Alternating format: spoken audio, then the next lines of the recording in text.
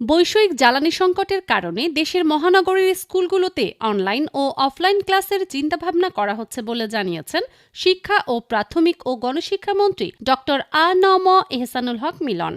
মঙ্গলবার ৩১ মার্চ সচিবালয়ে সাংবাদিকদের এক প্রশ্নের জবাবে তিনি একথা জানান। শিক্ষামন্ত্রী বলেন, আমরা সব ধরনের বাংলা ইংরেজি মিডিয়াম স্কুলগুলো অনলাইন এবং অফলাইন মোডে যাওয়ার বিষয়ে আলোচনা করেছি, তবে কোনো সিদ্ধান্ত হয়নি। আগামী বৃহস্পতিবার মন্ত্রিপরিষদের সভায় আমরা আমাদের পরিকল্পনা উত্থাপন করব। এরপর যে সিদ্ধান্ত হয় সেটি বাস্তবায়ন করা হবে। তিনি বলেন, দেশে জ্বালানি সাশ্রয়ে প্রধানমন্ত্রী নানা নির্দেশনা দিয়েছেন। এর মধ্যে এখন থেকে দেশের স্কুলগুলো ৫ দিনের পরিবর্তে সপ্তাহে ৬ দিন ক্লাস খোলা রেখে অন্তত অনলাইন এবং অফলাইন ক্লাস চালু রাখার চিন্তা রয়েছে। বিশেষ করে মেট্রোপলিটন এলাকাগুলোতে অনলাইন ভিত্তিক ক্লাস চালুর ব্যাপারে পরিকল্পনা রয়েছে।